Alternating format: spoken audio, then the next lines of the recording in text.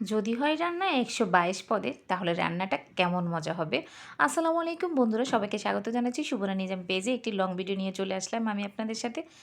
আজকে পার্ট 1 দেখাবো। এখানে আমি মরিচের শাক নিয়ে নিলাম, তারপর নিয়ে নিলাম গাছ থেকে সিম, এটা হচ্ছে মিষ্টি কুমড়ো শাক। তো এখানে আমি মিষ্টি কুমড়ো শাকটা নিয়ে নিলাম। ডেকির শাক নিব, এটা হচ্ছে ডেকির শাক। বাবার বাড়িতে দেখুন সব রকমের সবজিই পাওয়া যায় আমার বাবার বাড়িতে, তো আমি ডেকি শাকটা নিয়ে নিলে। এবার নিব বনাডিয়া। আপনাদের জেলায় এটাকে আপনারা কী নামে চেনেন অবশ্যই জানাবেন। আমাদের নোয়াখালীতে এটাকে আমরা বনাডিয়া বলি। তো এটা নিয়ে নিলাম।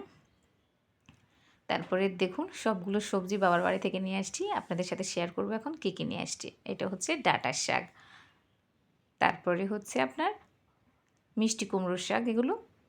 এটা হচ্ছে পুঁটির শাক, এটা হচ্ছে কলমি শাক, এটা মরিচের শাক, তারপরে এটা হচ্ছে ডেকির শাক, ডিমির শাক, মিষ্টি কুমড়ো, মিষ্টি আলুর শাক এটা, তারপর বরবটি, পুঁই শাকও নিলাম। এটা হচ্ছে বিলাতি ধন্যা, এটা হচ্ছে সিম, কচু শাক, লতি আর বরবটি আর বনাডিয়া। আগেই বলছি শসা পটল নিয়েছি, সেটাও দেখালাম। তো এগুলো সব বাবার বাড়ি থেকে নিয়ে আসছি। তো এখানে আমি ডাটাটা কেটে নিচ্ছি। এবার আমি বাজার থেকে কী কী নিয়ে আসছি সেটা দেখাবো।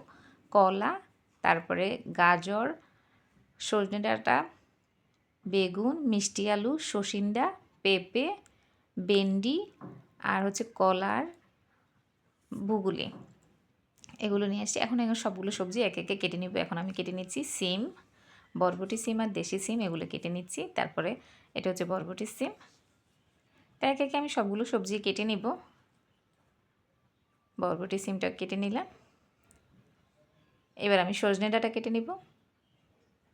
সজনে ডাঁটাটা ভালো হয় নাই, একটু শক্ত। তারপর আমি সজনে ডাঁটা কেটে নিলাম।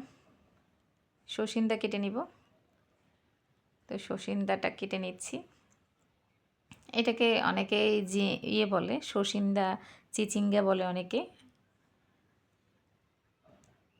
তো আমি সসিন্দা কেটে নিলাম। এবার নিব শসাটা কেটে, এই শসাটা কেটে নিব। তো আমি এখানে সব রকমের সবজিগুলো কেটে নিচ্ছি। এটা হচ্ছে আমাদের নোয়াখালীর একটি বিশেষ রান্না। পহেলা বৈশাখে আমরা এটা রান্না করে থাকি।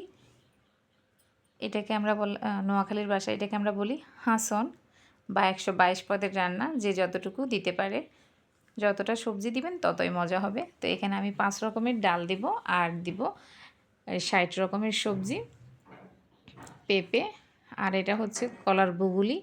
আপনারা কে কী বলেন অবশ্যই জানাবেন। আমাদের নোয়াখালীতে আমরা এটাকে বুগুলি বলি।